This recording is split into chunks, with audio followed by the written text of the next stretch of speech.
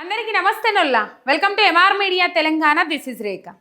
దాదాపు కామారెడ్డి, మెదక్, నిర్మల్ ఈ ప్రాంతాలలో ఎడతెరిపి లేని వానలు, ఇంకా 4 రోజులు వానలు పడతాయని చెప్పేసి వాతావరణ శాఖ కొన్ని జిల్లాలకు రెడ్ అలర్ట్, కొన్ని జిల్లాలకు ఆరెంజ్ అలర్ట్ కూడా జారీ చేసుడు జరిగింది. మెయిన్ వరదలలో చిక్కుపోయిన జిల్లాలు ఏవంటే కామారెడ్డి టు మెదక్, ఇటు పోతే నిర్మల్. దాదాపు ఈ మెదకును కామారెడ్డి జిల్లాలనైతే ఘోరమైన పరిస్థితి.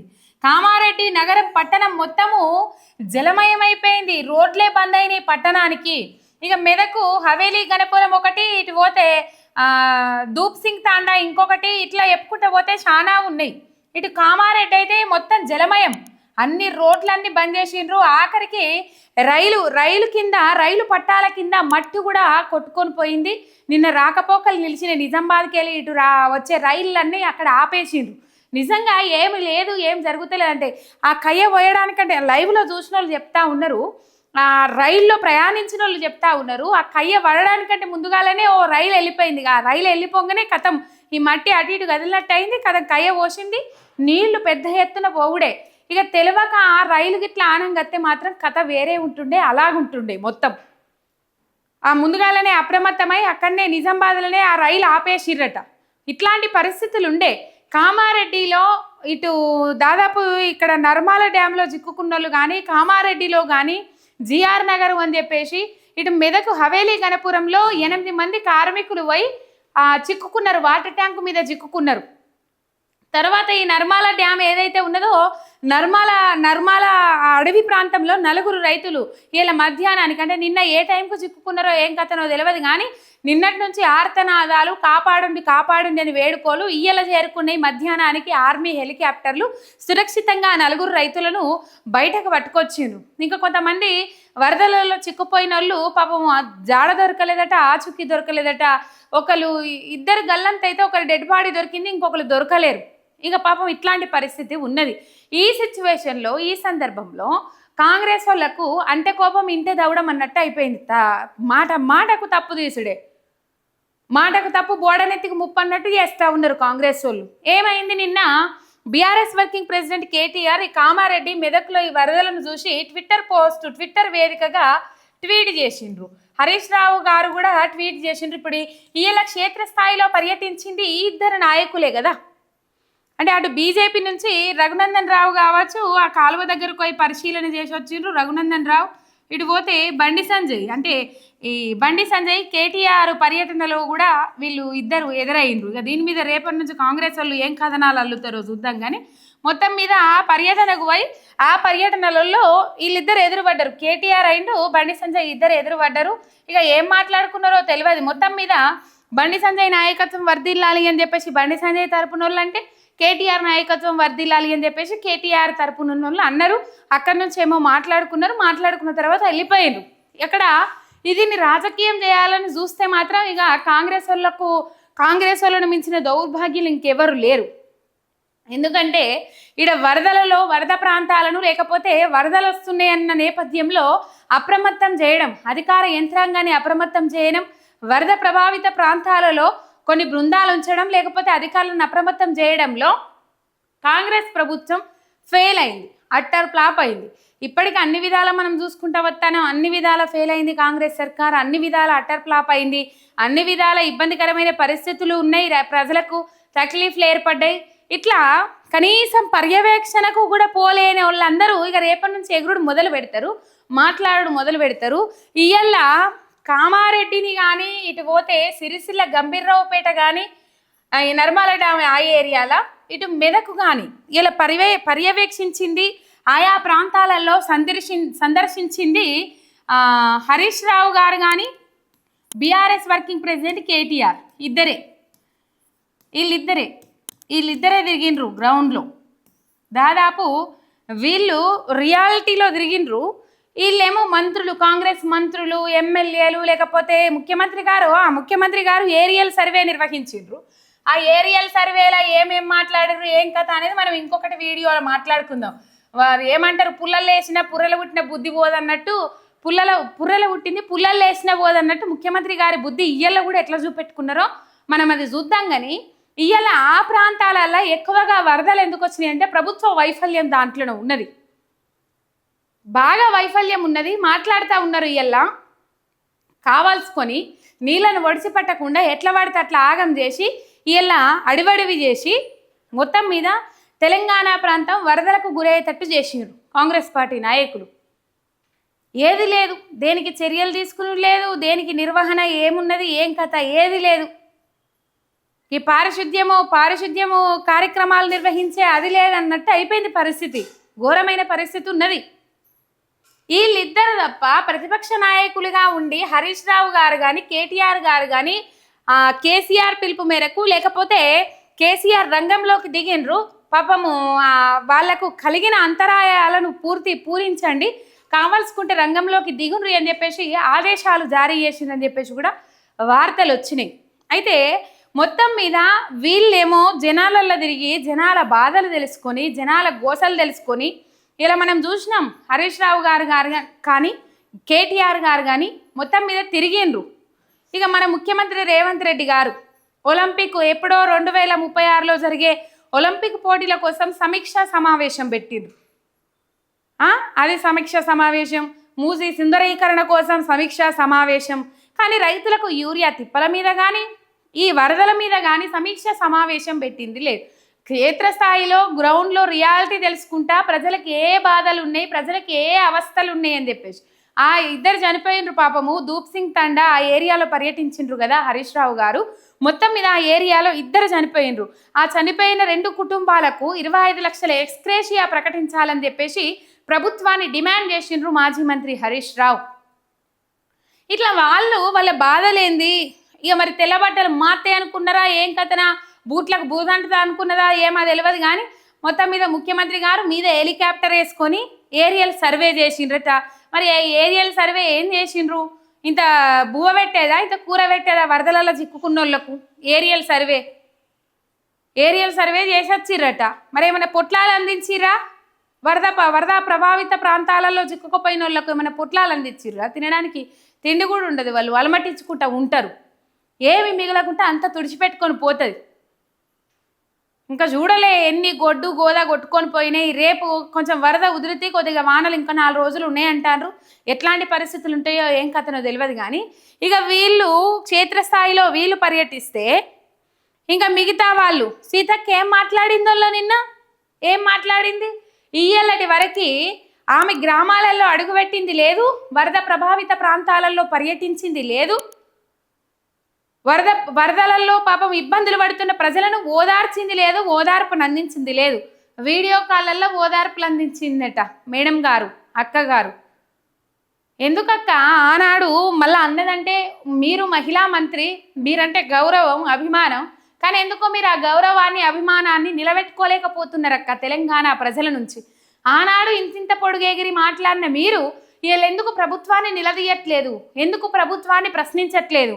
ముఖ్యమంత్రి రేవంత్ రెడ్డి ఆనాడు ఏమన్నాడు, వాళ్ళకి ఇట్లా వరదలు వస్తే మున్సిపల్ శాఖ మంత్రి కొట్టుకపోయిండు, ప్రభుత్వం చచ్చిపోయింది, ముఖ్యమంత్రి కొట్టుకపోయిండు అని చెప్పేసి మాట్లాడిండు కదా. ఇలా ఆ వీడియోని సోషల్ మీడియాలో పెట్టి తిప్పుతాండ్రు, గిర్రా వైరల్ అవుతా ఉన్నది సోషల్ మీడియాలో ఆ వీడియో. ఆ వీడియో మీరు ఇదివరకే చూసుంటారు. పర్యవేక్షించింది లేదు, పర్యటన చేసింది లేదు, వాళ్ళ బాధలు విన్నది లేదు, వాళ్ళ బాధల సాధకాలు విన్నది లేదు. ఈ వరదలన్నీ సెట్ అయినాక వానంత తక్కువ పడ్డాకనట పోయి ఏమన్నా ప్రభుత్వం నుంచి సహాయ సహకారాలు అందిస్తామని చెప్పేసి మాట్లాడుతుందట సీతక్క. వాళ్ళకు ధైర్యం కల్పించాల్సింది ఎప్పుడు? పుండంత మారినాక ఆయింట్మెంట్ పెడతా అంటే నడుస్తుందా? నడవదు కదా. పుండున్నప్పుడే ఆయింట్మెంట్ పెట్టి దాన్ని తొందరగా మానిపించే ప్రయత్నం చేయాలి. కానీ పుండంతా మారినాక ఆయింట్మెంట్ పెడతా అంటే పాపం వాళ్ళ అవస్థలు వాళ్ళు పడాలి కదా, వాళ్ళ బాధలు వాళ్ళు పడాలి కదా. ఒక్క ఆయింట్మెంట్ పెడితే తగ్గిపోయేదానికి అంటే ప్రభుత్వం నుంచి అక్కడికి పోయి వాళ్ళకు భరోసా కల్పించి వాళ్ళ బాధలు, వాళ్ళ కథ ఏంది, వాళ్ళ లెక్కేంది, రివ్యూలు ఎక్కడి నుంచి, మీటింగులు మంచి ఏసీ రూమ్లలో కూర్చొని, ఏసీలు ఇంత మరి ఇప్పుడు చలి పెడుతుంది కాబట్టి గరం కూడా వస్తుంది కదా, అందులోకెళ్ళి గరం వచ్చేటి పెట్టుకొని రివ్యూలు చేస్తూ ఉన్నారట. ఏమిటికి అక్కడ వచ్చేటి సారు మీ రివ్యూలు? ఇక కొంతమంది అంటారు వరదలు వచ్చింది ఎవరన్నా కలగన్నరా, వాన వచ్చింది ఎవరికి అనగన్నదా. ప్రకృతి వైపరీత్యాలను ఎవరికి కలగనరు. కానీ వచ్చిన తర్వాత మీరు ఎటువంటి చర్యలు తీసుకున్నారు, ప్రజలను ఏ విధంగా ఆదుకున్నారు అనేది చూస్తారు కదా అందరూ. ఇలా గాముచ్చట్లు పక్కకు పెట్టి మంత్రి సీతక్క గారు మాట్లాడతారు. మీరు ఎందుకు తిరిగిండ్రు 1200 బండ్లు వేసుకొని మహారాష్ట్ర ఎందుకు పోయినరు? ఆడ ఎప్పుడో వచ్చే బీహార్ ఎన్నికల కోసము ఇప్పటి నుంచే వీళ్ళు ప్రచారాలు మొదలు పెడుతుర్రట. ఓట్ చోరు మీద కొట్లాడుతుండట రాహుల్ గాంధీ, దానికి మద్దతు ఇవ్వడానికి పోయినరట వీళ్ళందరూ. రేవంత్ రెడ్డి కూడా మద్దతు ఇవ్వడానికి పోయినరట. ఫామ్ హౌస్లో పడుకోలేదు మీ లెక్కండి. మరి ఫామ్ హౌస్లో పడుకున్న ఆయన ఇప్పుడు మాట్లాడితే ఆమె లెక్క ప్రకారము ఫామ్ హౌస్లో ఉన్న ఆయననేమో ప్రతిపక్ష నాయకులుగా ఉన్నోళ్ళేమో ఫామ్ హౌస్లో ఉన్న ఆయననేమో వాళ్ళ నాయకులను రంగంలోకి దించితే వాళ్ళ నాయకులు పోయి ఇక్కడ వరద ప్రభావిత ప్రాంతాలలో తిరిగి వచ్చి వాళ్ళ బాధలు విన్నారు, వాళ్ళ కష్టాలు విన్నారు, వాళ్ళ ఎతలు విన్నారు, వాళ్ళ గోసలు విన్నారు కదా. మరి ఇవాళ మీరు ఏడ పడుకోకనే పోతురి, మీరు ఏడ ఉండకనే పోతురి, మీకు గెస్ట్ హౌస్లే లేకపోయే. ఒక్కొక్కరి సిట్టా తీస్తే తడిచి మోపడవుతుంది, సాంతాడంత పొడుగు అవుతుందట. అందరు సంపాదనకే ఎగబడ్డరట, సంపాదించుకోవడానికే తలగబడుతుండ్రట మొత్తం. ఇట్లాంటి పరిస్థితి ఉన్నది మొత్తం మీద. మరి మీరు ఎక్కడ పడుకోనోళ్ళే అవుతిరి, మీరు ఫామ్ హౌస్లలో ఉండనోళ్ళేనైతిరి. మరి మీరు పోవాలి కదా, వరదలు రాగానే ఏమంటే ఉరకాలి కదా. మరి ఎందుకో ప్రతిపక్ష నాయకులు ఉరికిరి, మీరెందుకు ఉరకకపోతురి సీతక్క? నిన్న మాట్లాడినట్టు కాదక్క, ఇలా వానలు తగ్గినాయి కదా, వీళ్ళు పోయిర్రు కదా, వీళ్ళు పోయినప్పుడు నువ్వు కూడా ఓనుంటివి. ఎవరద్దన్నారక్క మిమ్మల్ని? ఆపిర్రా ఎవరన్నా? మీకు గివెందుకక్క? ప్రజల తిప్పలేందుకు, ప్రజల బాధలు ఎందుకు? మీరు మంచిగా మిమ్మల్ని ఒక్కళ్ళనే కాదు, మీరు మీ మంత్రులు మంచిగా బొజ్జల నిండా తిని అర్రలల్లో బొజ్జుంటా ఉన్నారు సల్లలు గదలకుంటా. ప్రజలకు వరదలస్తే ఏం బాధ, రైతులకు యూరియా కొరతస్తే ఏం బాధ, ఆశా వర్కర్లు ధర్నాలు చేస్తే ఏం బాధ, అంగన్వాడీ టీచర్లు రోడ్లు ఎక్కితే ఏం బాధ? మీకేం బాధ అక్క? ఏం బాధ లేదు. అంటే అక్క అంటే మిమ్మల్ని ఒక్కలే అంటున్నాను అనుకునేరు. కాకపోతే మీరు మైక్ ముంగడికి వచ్చి మీడియా ముంగడికి వచ్చి మాట్లాడిరు కాబట్టి నేను చెప్పాల్సిన అవసరం ఏర్పడ్డది మీకు. ఇలా ఏరియల్ సర్వేలు చేసిండేవాళ్ళు, ఏసీ గదులలో కూర్చొని రివ్యూలు సమీక్షలు పెట్టుకుందేవాళ్ళు. ఆ సమీక్షలలో ఏం మాట్లాడింది ఎవరికేరక? గవే ఒలింపిక్స్ గురించి మాట్లాడిరో లేకపోతే ఏ నిధులు ఎటు పంపిద్దామని మాట్లాడిరో, బీహార్ ఎన్నికల గురించే మాట్లాడుకున్నారో ఎవరికి తెలుసు? తెలియదు కదా. క్షేత్రస్థాయిలో బీఆర్ఎస్ పర్యటించింది. ఇలా అధికారంలో ఉన్న మీరు ఇలా బజ్జున్నారు. మళ్ళా ప్రతిపక్ష నాయకుల మీదనే, ప్రజల బాధలు పట్టించుకున్న ప్రతిపక్ష నాయకుల మీదనే మీరు నోరు వారేసుకుంటా ఉన్నారంటే తెలంగాణ ప్రజలు అబ్జర్వ్ చేస్తలేరా? తెలంగాణ ప్రజలకు ఏది మంచి ఏది చెడు అర్థమైతలేదా? రాయేది రత్నమేది అర్థమైతలేదా? కంచేది బంగారం మీద అర్థమైతలేదా? అర్థమయ్యేటట్టు మీరే చేస్తుండ్రక్క, మీరే చేస్తున్నారు అర్థమయ్యేటట్టు. ఒకసారి చూడుండ్రి ఇయ్యల్లా వాళ్ళు ఎంతెంత కష్టపడ్డరు, ఏం కథ. ఎవ్వరు ఇష్టపడరులా ఏ రాజకీయ, మీరు అవునన్నా కాదన్నా, మీరు బీఆర్ఎస్కు జోకుతుండ్రన్నా, మీరు బీఆర్ఎస్ పేడ్ ఆర్టిస్ట్ అన్నా, ఎందుకు మైకులు పట్టుకొని మేము పోవడానికే భయపడ్డాం. ప్రజల కోసం పరితపించేటోళ్ళం, ప్రజల కోసం కష్టపడేటోళ్ళం మేము భయపడ్డం వల్ల మైకులు పట్టుకొని పోవడానికి. జర్నీ చేస్తే నన్న చెరువు కనబడితే గజగజ వణికింది పానం. అట్లాంటి బురదలో ఏ రాజకీయ నాయకుడు నడవడానికి ఇష్టపడడు. అట్లాంటి పరిస్థితులలో కరెంట్ ఏడున్నాయి, తీగలేడున్నాయి, ఆ గొయ్యిలేడున్నాయి, బురద ఏడున్నది, ఏడ జారి పడతాము అని చెప్పేసి ఎవరు అసలు అంత సాహసం చేయరు. ఇలా చూడుండ్రి, మీరు కావాలంటే మీరు చూడుండ్రి. ఇలా మత్తుగా మాట్లాడతారు కదా మీరు. ఎందుకు మీ రాజకీయ నాయకులు ఎవరు ఓకపాయిరి? విమానం వేసుకొని బుర్రన వాయి హెలికాప్టర్లో డడ్డని సపోర్ట్ చేసుకుంటూ వచ్చిరి. చూడుర్రు ఒకసారి. Right. BRS working president KTR క్షేత్రస్థాయిలో పర్యటించిండ్రు. అక్కడ అవి ఏవైతే ఉప్పొంగినాయో కాలువలు, అక్కడ పోయి గంభీరావుపేట మండలం అని అనుకుంటా, అక్కడ పర్యటించిండ్రు బీఆర్ఎస్ వర్కింగ్ ప్రెసిడెంట్ కేటీఆర్. ఇటు పోతే వీళ్ళ హెలికాప్టర్ ఏరియల్ సర్వే మంత్రి ఉత్తమ్ కుమార్ రెడ్డి, రేవంత్ రెడ్డి, టీపీసీసీ అధ్యక్షుడు మహేష్ కుమార్ గౌడ్ వీళ్ళు పోయి ఏరియల్ సర్వే నిర్వహించిరట. మీదికెళ్ళే రివ్యూ ఏమీ లేదు. ఒకసారి చూడుర్రు మీరు. మీదికెళ్ళే రివ్యూ, మీదికెళ్ళి ముఖ్యమంత్రి పోతుండని కూడా ఎవరికి తెలియదు. పోతుంది హెలికాప్టర్ అని కాడికి వస్తుంది. ఇది ఏరియల్ రివ్యూ, ఏరియల్ అట. ఏరియల్ సర్వేనట, ఏరియల్ రివ్యూ అట. మరి ఈ రివ్యూతో నీకు రేపటి నుంచి వరదలే రాకుండా చేస్తారని అవుగాని మర్చిపోయినా. మన రేవంత్ రెడ్డి సార్కి వర్షాన్ని ఆపే కెపాసిటీ ఉంది కదా, మరి ఎందుకు ఆపలేరు? కామారెడ్డిలా నన్ను ఓడగొట్టినని కోపం పెట్టుకున్నారా? మెదక్లో ఎక్కువ, ఉమ్మడి మెదక్లో ఎక్కువ కాంగ్రెస్ పార్టీని ఒక్క జాగల తప్ప ఇంకా గెలిపియలేరు అని చెప్పేసి కోపం పెట్టుకున్నారా? అందుకే మెదక్ కామారెడ్డి జిల్లాలలో వాన బాగా పడాలని చేసిండ్రు. అమ్మో అది మళ్ళీ ఇది నేనన్న ముచ్చట కాదు, మన అందశ్రీ సార్ చెప్పలే, ఆయన స్లాబ్ పోసుకుంటా అంటేనే వాన ఆపిండట. మరి రైతులకు ఇంత ఇబ్బందిగా, ప్రజలకు ఇంత గోసపడంగా అందశ్రీ సార్ చెప్పరా? రేవంత్ రెడ్డి సార్ అక్కడ కామారెడ్డిలో వాన బాగా పడుతుంది, మెదక్లో వాన బాగా పడుతుంది, జర రాపును చేయి అడ్డం పెట్టుర్రని అన్నారా అందశ్రీ సార్? గింత ఘోరం చేస్తారా? నెరి గింత అన్నాలమా? ఆయన స్లాబ్ వేసుకుంటాడంటే ఒక న్యాయం. రైట్, ఇది నేను తర్వాత. ఇప్పుడు మాజీ మంత్రి హరీష్ రావు చూడురు ఒకసారి దూప్ సింగ్ తాండా ఆ ఏరియాలలో పర్యటించిండ్రు. కొత్త ప్రభాకర్ రెడ్డి, పద్మా దేవేందర్ రెడ్డి, ఇటు పోతే లోకల్ నాయకులతో అందరితోని అది ఆటో కొంటవై పంట పొలాలలో పెట్టింది వరద. మీరు చూడొచ్చు, ఇవన్నీ కరెంటు తీగలు. ఇంతగానం అది ఉంటే ఎవరైనా నడవడానికి ఇష్టపడతారా? అనుల్లా పోల్స్ ఒరిగిపోయినాయి.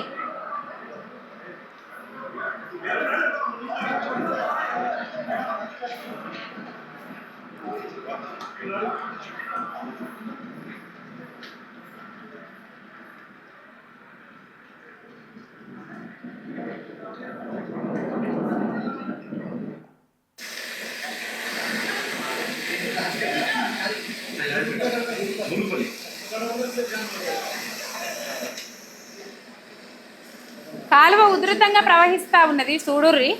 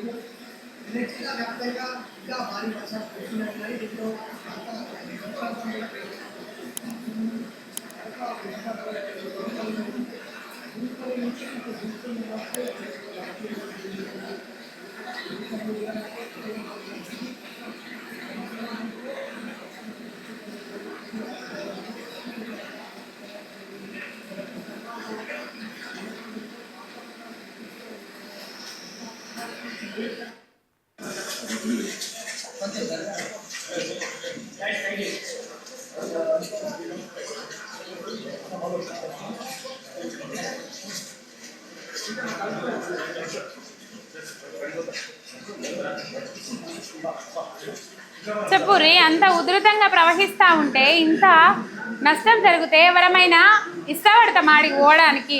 భయం ఉంటుంది కదా.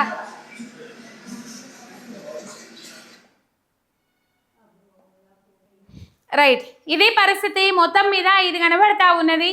రాష్ట్ర వ్యాప్తంగా వరదలతో ఆగమైతా ఉంటే ఒలింపిక్స్ గేమ్స్ మీద రివ్యూ అంటారు, లేకపోతే ఇంకో దాని మీద రివ్యూ అంటారు, మూసి సుందరకరమైన రివ్యూ అంటారు, సమీక్ష సమావేశాలు అంటారు. రైతుల కష్టాలు పడతలేవు, వరద బాధితుల బాధలు పడతలేవు. ఏ వర్గం ప్రజలు కూడా ఈడ సంతోషంగా ఉన్నట్లు కనబడతలేదు.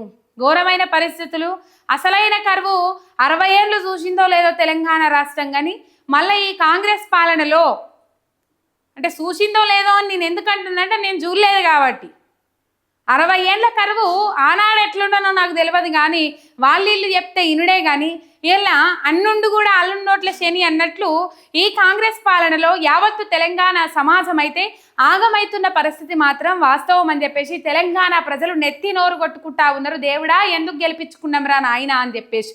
ఒక సబ్స్క్రైబ్ చేసుకొని సపోర్ట్ చేయండి. మీ అమార్ మీడియా తెలంగాణ శనార్థి.